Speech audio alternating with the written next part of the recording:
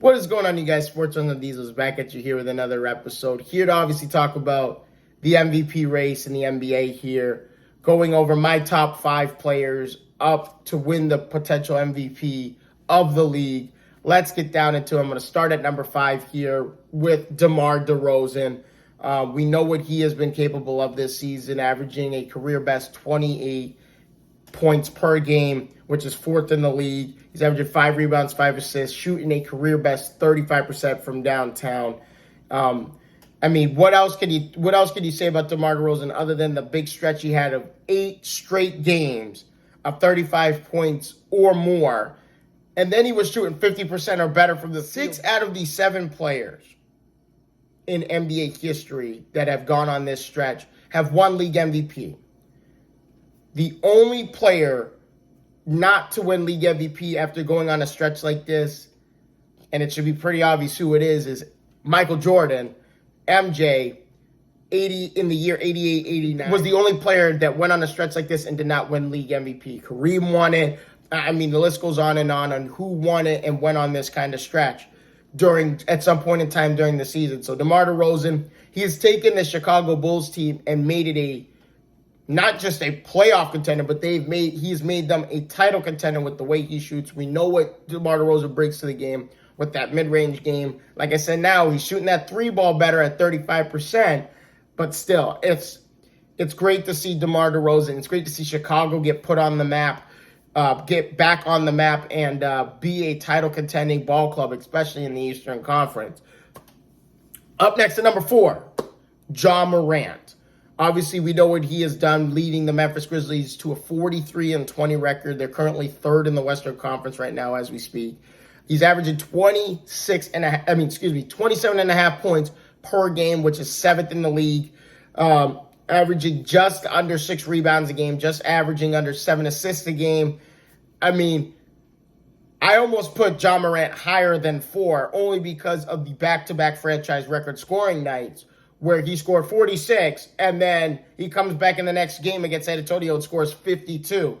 And he goes 4 for 4 from 3, which has been a big aspect of Ja Morant's game this season, how he's been shooting that 3 ball, how officially he's shooting that 3 ball, and he's making them pay for leaving him open out there at the 3 ball. So Ja Morant clearly is in the MVP conversation. I almost put him at 3 above Giannis, but I wasn't going to do that because we need to see more consistency out of Ja Morant season in and season out before I can start considering him to be an MVP caliber player above Giannis Antetokounmpo, who's already won the MVP twice.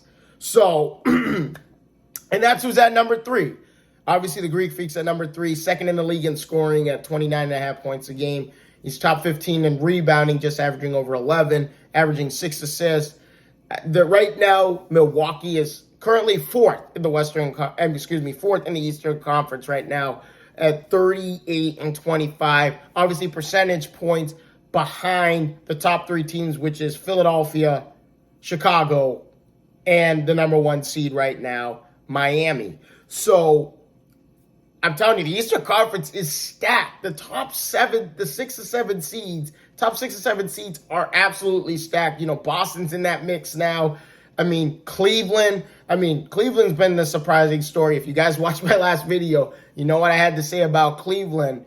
But it's just like a big mixture of teams at the top here, and they're all within 5 games of each other.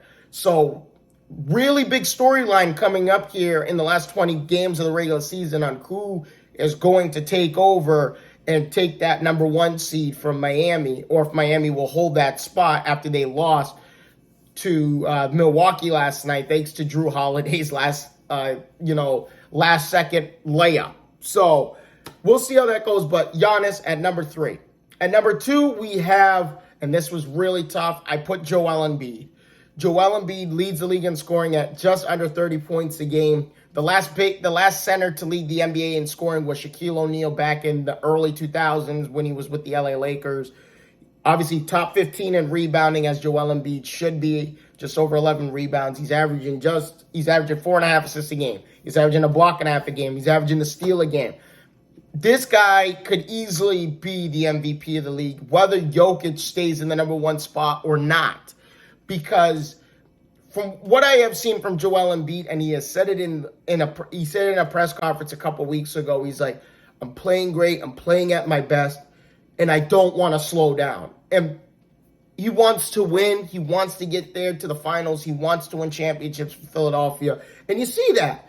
And it's like, he's been playing great. Obviously, now James Harden's back. And they're 3-0 together. They win again last night.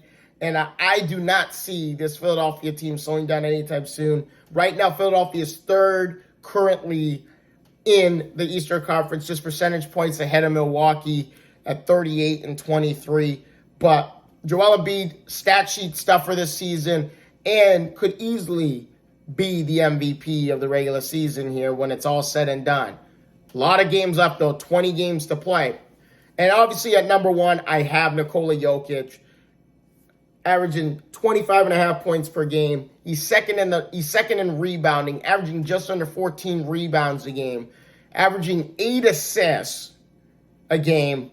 And he's doing all of this without Jamal Murray, his counterpart. And to think that they're sixth in the West right now at 36 and 26. And, I mean, he's clearly the best player right now in the league, the way he's been playing. We know they lost. We know they lost last night. They lost a tough game last night. But he leads the league in double-doubles and triple-doubles right now. 50 double-doubles, 16 triple-doubles, which ties his career best for the regular season.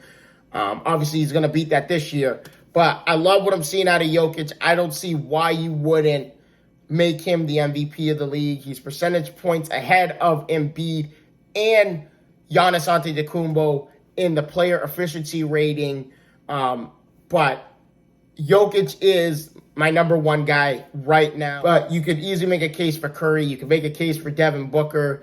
You know, they don't have Chris Paul for 6 to 8 weeks, and they're still winning ball games without him. Please let me know in the comment section what you guys think and who I missed in this MVP conversation. But thank you guys again so much for your time. If you guys haven't already, please leave a like and subscribe to the channel. Stay tuned for more stuff coming up. We got a lot more stuff going on. Thanks again so much for your time. I'll see all your faces in the next one. Deuces.